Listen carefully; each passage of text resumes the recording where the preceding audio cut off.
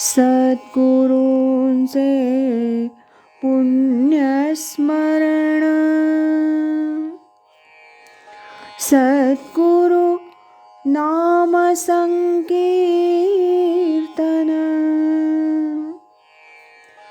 सद्गुरु गुणानुवाद गान, श्रवण मनन सद्गुरूंचे, श्रवण मनन सद्गुरूंचे.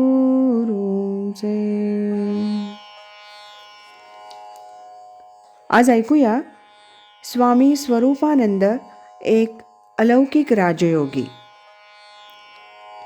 या ग्रंथातील प्रकरण 4, पावस पंढरीच्या यात्रा, याचा भाग पहिला.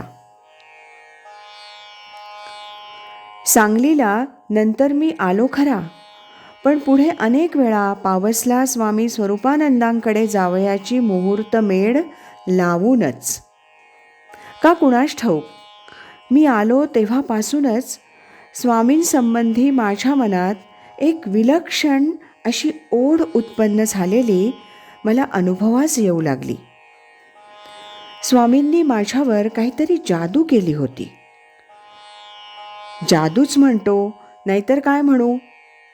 विचार करा की तुम्ही एकदाच भेटलेल्या एखाद्या व्यक्तीचं किंवा तशा त्या एकुलत्या एका भेटीनंतर पुढे तुम्हाला बसता उठता आणि काम करता उगीचच असं सारखं स्मरण होऊ लागलं तर त्याला तुम्ही काय म्हणाल? त्यातून ती व्यक्ती तुमची नातेवाईक नसावी, प्रेमात नसावी, कामात नसावी, ऑफिसात नसावी, घरात नसावी, कशात नसावी. कोणीतरी अगदी एक दूर दूरची व्यक्ती आणि तिचं स्मरण तुम्हाला उगाचच पण सारखं होऊ लागलं तर त्याला तुम्ही काय म्हणाल? व्यावहारिक मंडळी असं उगीचच एखाद्या गोष्टीचं वा व्यक्तीचं स्मरण करणाऱ्या माणसाला पछाडलेला असं म्हणतात. असंच काही माझ्या बाबतीत तरी मी सांगलीला आल्याच सुरू झालं होतं. स्वामींनी मला पछाडलं होतं. थोड्याच दिवसात वाटू लागलं पुन्हा एकदा स्वामींकडं पावसला जावं, आणि तसंच झालं. 1 महिन्याच्या आतच असा मी पुन्हा स्वामींकडे गेलो. देसायांच्या घरातील मंडळींना आश्चर्य वाटलं. अर्थात तसं आश्चर्य पुढं तर त्यांना खूप वेळा वाटायचं, पण पहिलंच म्हणून हे असं इथं नमूद करतो एवढंच. माझ्या त्या दुसऱ्या भेटीत मी 1च दिवस पावसला राहिलो. त्यावेळी स्वामी मला अगदी सहजच असं म्हणाले, सोहमचा अभ्यास करा. आणि पुढं म्हणाले, तुका म्हणे तेथे न चाले तातडी, योग्य काळ घडी आल्या विना. नंतर मी सांगलीला परत आलो. म्हटलं, स्वामी सांगतायत ना सोहमचा अभ्यास करूया. आणि मी सोहमचा अभ्यास सुरू केला. सायंकाळ षडक्षरीला दिली, सकाळचा थोडा वेळ सोहमच्या अभ्यासाला दिला. माझा पिंड तसं पाहिलं तर अगदी विक्षिप्तच आहे. एखाद्या गोष्टीचा छंद घेतला की त्याचा पिच्छाच पुरवायचा असा माझा स्वभाव. मी अभ्यास सुरू केला. सुरुवातीला तरी प्राणायाम आणि सोहमचा अभ्यास ह्यात मला काही फरक वाटला नाही, म्हणून तसा फरक मी केला नाही.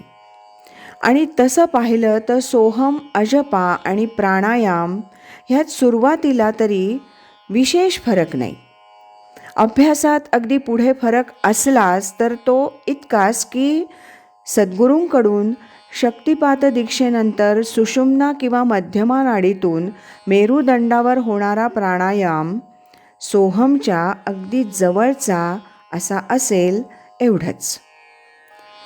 अभ्यासात पुढे अशा तऱ्हेनं होणाऱ्या प्राणायामालाच योगशास्त्रात प्रणव असं म्हणतात, असं मला वाटतं. ज्ञानेश्वरीत प्रणवाची उजरी म्हणून जी सांगितलेली आहे ती हीच क्रिया होय. प्रणवोपासना म्हणून म्हणतात ते अशा तऱ्हेच्या प्राणायामालाच. का जे एकाक्षरपणेसी त्रिमात्रिकेची एकुशी प्रणवू होत गर्भवासी साकडला. असं जे ज्ञानेश्वरीत म्हटलं आहे ते हेच. अशा या गर्भवासी प्रणवाची ध्यानयोगात अभ्यासानं सुटका करावयाची म्हणजेच सोहम साधना. असो, फलज्योतिषाला अनुषंगिक म्हणून शिवस्वरोदयांच्या पोथीचा प्राणायामद्वारा असा अभ्यास मी 1961 सुरू केला. तो अभ्यास करताना असं वाटलं की हे स्वामींचं सोहम त्याच्याशी बरंच जवळचं दिसतंय, म्हणून पुढे थोडंसं नेटानं तोच अभ्यास सुरू केला. नासा पुटवून वाहणाऱ्या 12 अंगुले वाऱ्याचा आणि थोडासा पिच्छाच पुरवायचं असं ठरवलं. सूत गुंतलं उकलावं तसा प्राणायामाच्या गुंत्याचा अभ्यास मी माझ्या शक्तीप्रमाणे सुरू केला. ह्या माझ्या अट्टाहासी अभ्यासात तदनंतरच्या काळात प्रकृतीवर थोडा परिणाम झाला. मानसिक ताण वाढला, थोडीशी विस्मृती इत्यादींचा भास व्हायला लागला, विकार वाढले. विचार केला, हे अजब आहे. एका ग्रंथात नंतर कुठेतरी वाचलं की अट्टाहासानं केलेल्या प्राणायामाच्या अभ्यासाबरोबर अहंतेची वा विकाराची वाढ होणं हे अगदी नैसर्गिक क्रिया असते आणि हे असे परिणाम होतातच. ह्याच गोष्टी वैराग्यानं किंवा विवेकानं आवरणं ह्यालाच पुढं अभ्यास म्हणतात वगैरे वगैरे. मनात म्हटलं, ह्या योगशास्त्रात सुद्धा काही नियम दिसतात. माझ्या अभ्यासाच्या प्रारंभीच्या अशा या अवस्थेत 1962 गुरुपौर्णिमेला म्हणून मी पुन्हा पावसला गेलो. गुरुपौर्णिमेला त्यावेळी पावसला विशेष कोणी असं येत नव्हतं.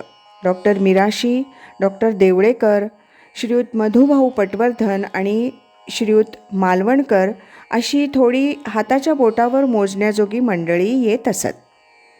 1965 अखेरपर्यंत तरी पावसला सर्वसामान्यतः ही अशीच परिस्थिती होती. माझ्या त्या भेटीत स्वामींनी माझ्याकडून काही वाचन करून घेतलं. ते वाचन प्राणायामासंबंधी असंच होतं.